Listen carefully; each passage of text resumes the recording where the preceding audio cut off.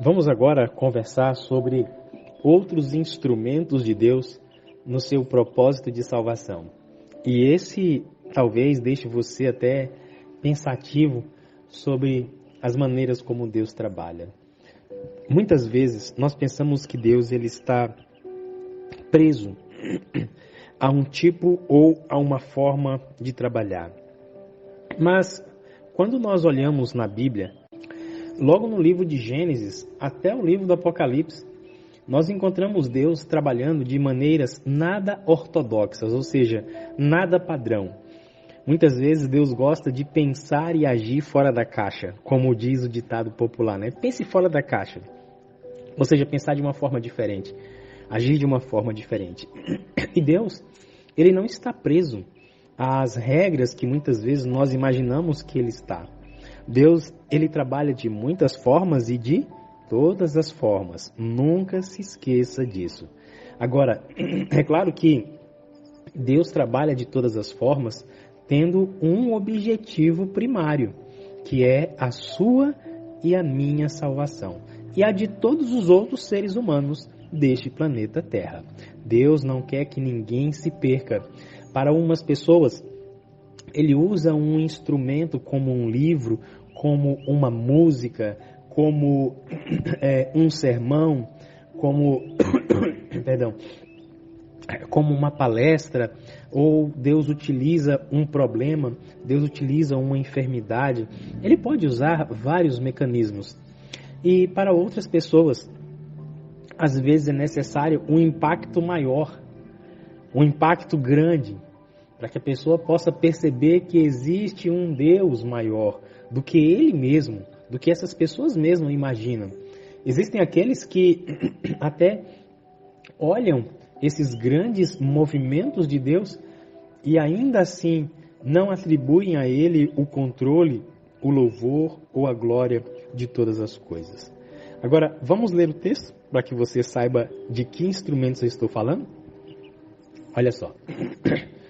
Quão frequentemente ouvimos de terremotos e furacões, de destruição pelo fogo e inundações, com grandes perdas de vidas e propriedades. Aparentemente, essas calamidades são caprichosos desencadeamentos de forças da natureza, desorganizadas e desgovernadas, inteiramente fora do controle do homem. Mas em todas elas pode ler-se o propósito de Deus. Gente, que coisa tremenda. Que coisa tremenda. Olha o que diz aqui, ó. Elas estão entre os instrumentos pelos quais ele busca despertar a homens e mulheres para que sintam o perigo. E que perigo é esse? O perigo de levar uma vida longe de Deus. Aqui no Brasil, nós temos colecionado algumas tragédias, né?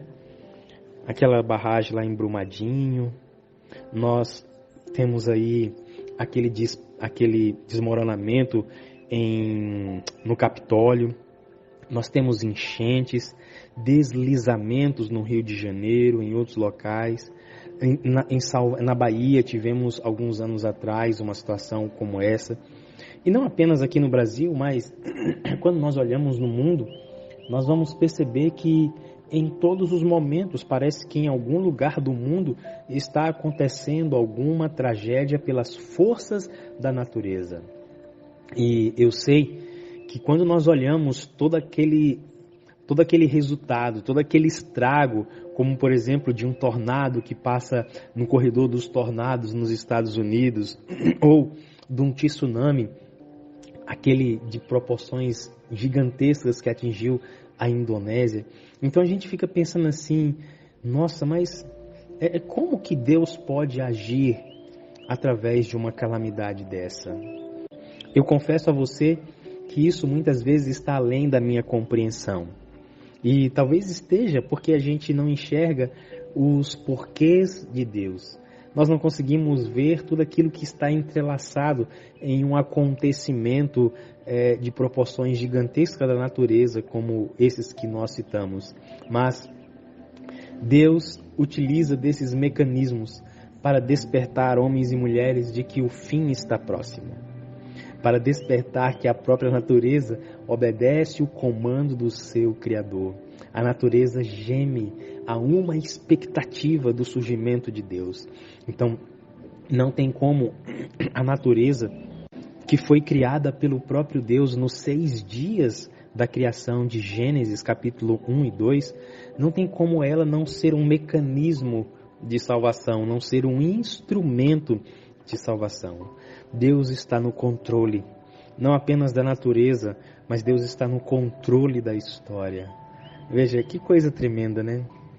Inclusive, quando olhamos situações como essa, podemos exercitar a misericórdia, a graça e orar e interceder por esses locais que sofrem essas situações.